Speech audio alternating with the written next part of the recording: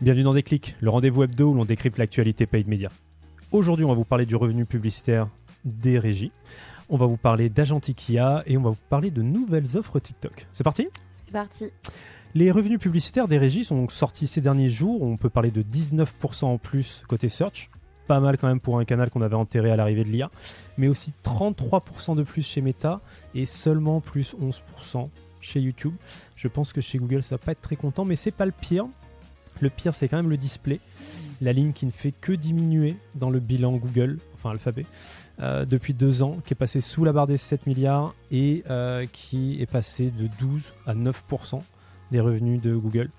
Le display, c'est pas le point fort de Google, clairement. Et ce que ça veut dire, c'est que nous, en tant qu'annonceurs, on est quand même laissé avec les walled gardens, donc typiquement les inventaires propriétaires, justement Meta, YouTube, le search.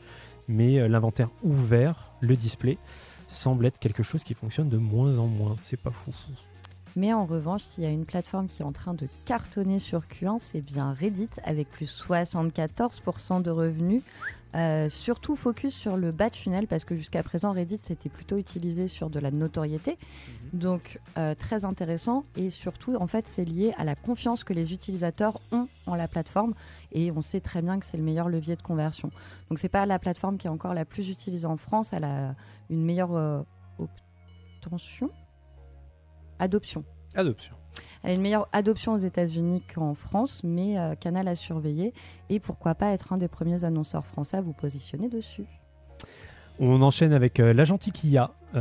Meta s'est fait sortir du deal avec Manus par la Chine. Donc ça, c'est fini. En revanche, ils ont pivoté à la vitesse de l'éclair. On ne peut pas dire qu'ils se sont endormis sur le sujet. Et maintenant, on va pouvoir commencer à piloter nos campagnes via Claude, via ChatGPT, via un MCP. Donc très très cool. En revanche, je vois venir les petits malins qui se disent « Tiens, je vais déléguer toute la gestion de mes ads à une IA, puisque elle a l'air de s'y connaître, donc il n'y a pas de problème. » C'est comme quand on chattait les premières fois avec ChatGPT & Co. Il y avait des hallucinations. Là, c'est pareil, donc ne laissez pas le process qualité aux oubliettes. Évidemment, c'est super important. J'ai déjà vu pour info une marque française, D2C, grand public, et plutôt balèze, déléguer 100% de leur gestion à Claude. Donc littéralement, c'est super dangereux. Ne faites pas ça. Le process qualité, on fait les choses bien, quoi. Donc attention à ça. Mais en soi, bravo Meta. On va rester sur le positif. Sachant que quelque chose de très cool. Il n'y a pas si longtemps, les comptes se faisaient strike pour utilisation de l'API de Claude. Donc revirement de situation et belle évolution. Et du coup, en continuant sur les agents IA sur Meta et sur TikTok, vous avez désormais accès à des petits chatbots directement dans les plateformes publicitaires, notamment pour aller vous sortir les meilleures performances, différents KPI, etc., les meilleures créas. Donc encore une fois, à double check parce que on ne sait pas si elles sont tout à fait au point, donc la confiance n'exclut pas le contrôle, pour te piquer ta phrase. Mais en tout cas, c'est aussi une bonne nouvelle pour aller chercher des fonctionnalités, des idées et des insights. Et on continue encore, on ne s'arrête jamais avec l'Agentic IA dans cet épisode de Déclic. On va parler de YouTube, YouTube qui se transforme en agent conversationnel, lui aussi, et qui va bientôt vous répondre à coup de vidéos, certes, mais de vidéos dans un contexte IA. Donc qu'est-ce que ça veut dire ? Ça veut dire que, par exemple, vous allez, prévoir un road trip aux US, et YouTube va pouvoir vous répondre, évidemment, j'imagine sous fond de Gemini, vous proposer ce road trip, mais surtout l'agrémenter de vidéos de la plateforme. Donc c'est très très cool en termes de réponse d'un chatbot IA. On est bien loin d'un Gemini, d'un Claude, d'un ChatGPT ou quoi.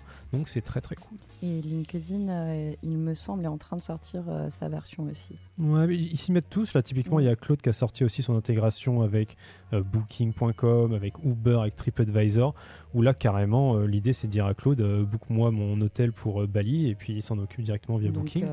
Et enfin voilà, en termes de paradigme, on est en train de tout shifter en 2026, c'est ouf. J'allais dire, gros changement de paradigme et de façon de consommer les plateformes. Ouais. On pourra dire, on y était, on l'a vécu. Exactement. Ou alors, on est des gros vieux, on va encore cliquer sur le site, sur le bouton ajout au panier, je suis pas sûr. Ah, un petit peu des deux.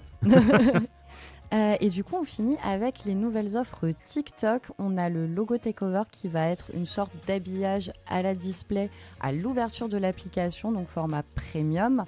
On va aussi avoir le format prime time qui va permettre de séquencer les publicités après différents TikTok. Donc une partie 1, un TikTok, une partie 2, un TikTok, etc.